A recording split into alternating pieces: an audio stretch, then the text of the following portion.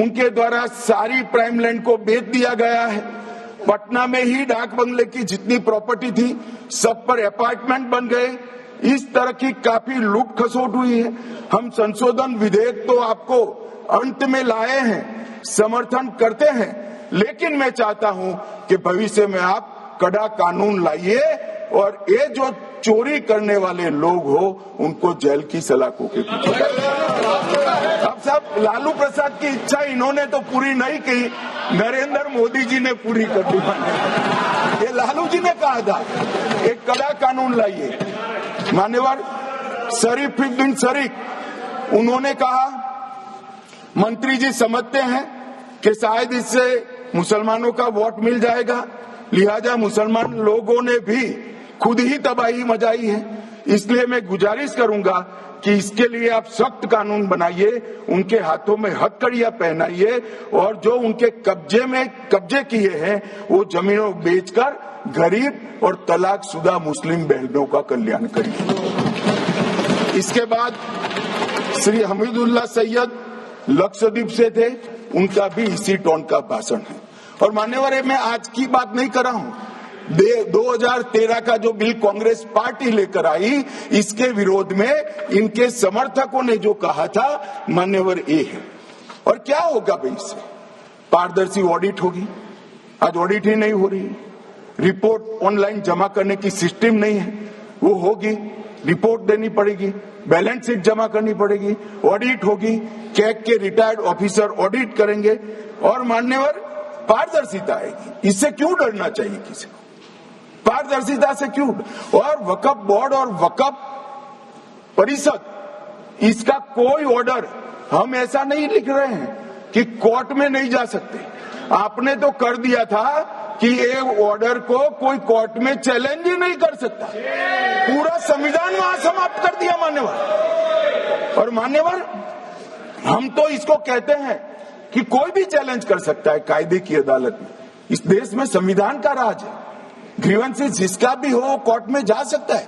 2013 में जिसकी भूमि हड़पी, इसके ग्रीवेंसेस को भी कोर्ट के फोरम से बाहर करने का पाप एक कांग्रेस पार्टी ने किया।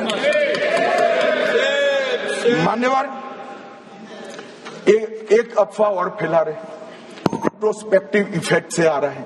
मैं स्पष्ट कर देना चाहता हूं, इस सदन में बोलने के वक्त जिम्मेदारी के साथ बोलना चाहिए। अगर ये कानून का पहला पेज और तीसरी तक धाराएं भी पड़ी होती तो इसमें स्पष्ट लिखा है ये कानून का अमल जिस दिन पारित होने के बाद भारत सरकार नोटिफिकेशन बाहर निकालेगी उस दिन के बाद होगा।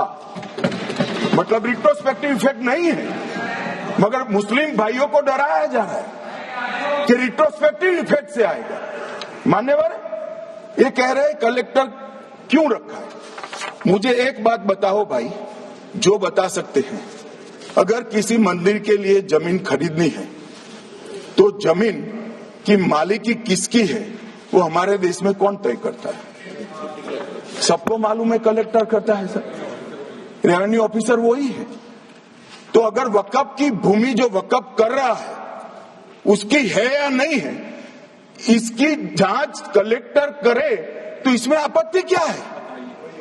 वक्फ तो दान है भाई, और दान अपनी संपत्ति का किया जा सकता है, किसी और की संपत्ति का नहीं किया जा सकता। गांव में कोई बेचारा अमेरिका गया है 4 महीने पढ़ने के लिए, घूमने के लिए आता है तो कि वक्फ घोषित हो गया। कोई कारोबार करने के लिए दिल्ली आता है तो कि वक्फ घोषित हो गया। अरे ऐसे नहीं होता भाई, कलेक्टर को पूछना पड़ेगा सरकारी संपत्ति है या नहीं है, इसकी जांच करनी चाहिए या नहीं करनी चाहिए। ढेर सारे मंदिर बनते हैं, बने भी है, बनेंगे भी, ढेर सारे चर्च बने हैं, गुरुद्वारे बने हैं, सरकारी संपत्ति पर बन सकते हैं क्या?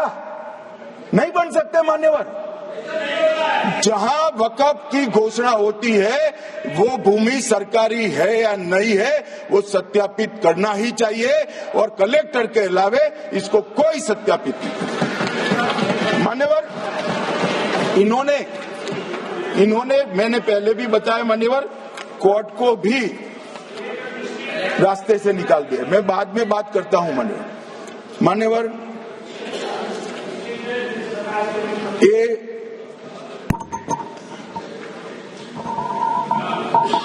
मान्यवर एक उपयोग के आधार पर वक्त की समाप्ति। मान्यवर ये कह रहे हैं कि सैकड़ों सालों से वहां प्रैक्टिस है। अब वो तो वक़्फ रजिस्टर हो गया, आपने घोषित कर दिया, वक़्फ में रजिस्टर भी हो गए, अब इसका सवाल नहीं है। मगर सैकड़ों साल की प्रैक्टिस, मुगलों के समय की प्रैक्टिस आज घोषित की जा सकती है क्या? अगर वहां नमाज पढ़ रहे हैं तो लोग देखते होंगे, कब्रिस्तान होगा लोग देखते होंगे, दरगाह होगी तो लोग देखते होंगे, और घोषित भी हो चुका होगा, रजिस्टर भी हो चुका होगा। अब अगर आप वक़्फ घोषित करना है तो उसको ऐसे नहीं कर सकते मान्यवर, अधिकृत करना चाहिए। मान्यवर,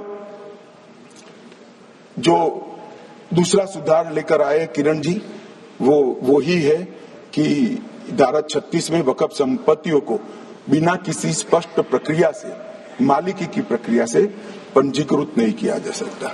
मान्यवर, अपील का प्रावधान वर्तमान में अधिनियम में ट्रिब्यूनल के निर्णय के खिलाफ अपील करने का कोई प्रावधान नहीं है।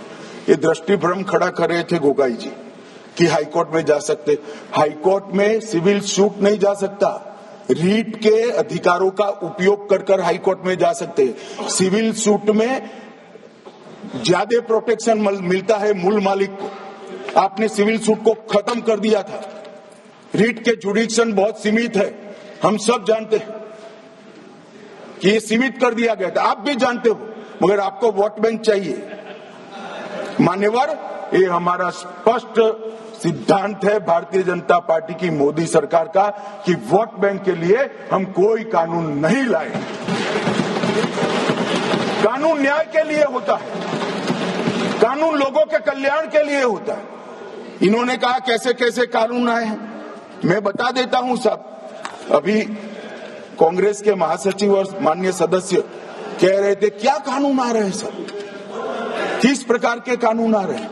मान्यवर, इसी सदन में नरेंद्र मोदी सरकार ही महिलाओं को 33% आरक्षण का कानून लाया। इसी सरकार में पिछड़ों को संवैधानिक अधिकार दिया गया। मान्यवर, इसी सरकार में बजट जो आए, इसमें गरीबों को गैस, शौचालय, पानी, 5 लाख तक का बीमा, 5 किलो अनाज, बिजली और घर दिए गए।